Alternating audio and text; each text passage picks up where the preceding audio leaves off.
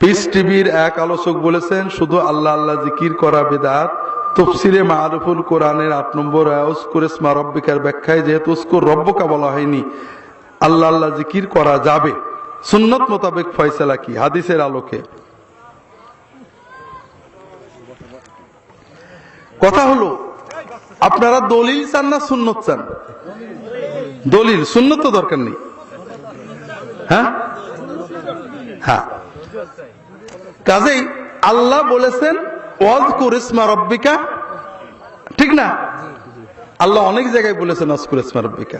কাদ আফলাহা মান তাযাক্কা ওয়া যাকারা ইসমা রাব্বিহি ফাসাল্লা। আল্লাহ সূরা আ'লার শেষে বলছেন আল্লাহর নামের জিকির করে নামাজ পড়তে হবে, আছে না? আল্লাহর জিকির বলেননি, আল্লাহর নামের। আল্লাহর নাম কি? আল্লাহ। তাহলে আমরা যখন নামাজ পড়বো বল আল্লাহ আল্লাহ বলে নামাজ পড়বো তো, নাকি কি বলে নামাজ পড়বো? আল্লাহ কখনোই বলেননি যে আল্লাহ আকবার বলে না। আল্লাহ বলেছেন ওয়া যাকারা ইসমা রাব্বিহি ফাসাল্লা, আল্লাহর নামের জিকির করে নামাজ পড়বা। আল্লাহ বলে পড়বো, হবে না? কেন? হ্যাঁ, আমাদের একটা জিনিস আবারও বোঝার চেষ্টা করেন, আল্লাহ এই কোরআনটা আমাদের উপর নাজিল করেছেন না কার উপরে? হ্যাঁ, আল্লাহর হুকুম নবীজি সব পালন করেননি, ঠিক না? অবশ্যই করেছেন। তাহলে ওই প্রত্যেকটা আয়াত পড়ে আগে দেখবেন নবীজি এই আয়াতটা কিভাবে পালন করেছেন। এই জায়গায় না গেলে ওই আমার মতো অকাট্য দলিল দিয়ে দাঁড়িয়ে কোরআন পড়া আপনি অজেব বানাবেন। কথা বোঝেননি? কথা বোঝেন। রাসূলুল্লাহ সাল্লাল্লাহু আলাইহি ওয়াসাল্লাম কখনো আল্লাহ আল্লাহ জিকির করেননি। জিকির মানে শুধু নাম জপা না। আমি যদি বলি বঙ্গবন্ধু বঙ্গবন্ধু বঙ্গবন্ধু, এটা জিকির না।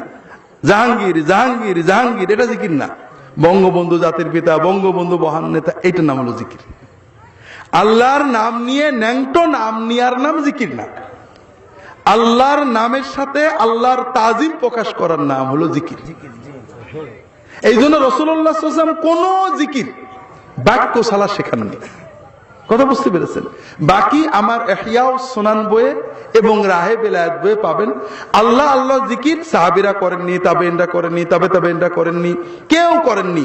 পরবর্তী জামানার কোন কোন সুফি এই জিকির দিয়েছেন প্রথমে যারা মুরিদ হতে গেছে তাদের মন বসানোর জন্য। সেটা আল্লাহ আল্লাহ আল্লাহ আল্লাহ আল্লাহ আল্লাহ করলে মনটা তাড়াতাড়ি বসে।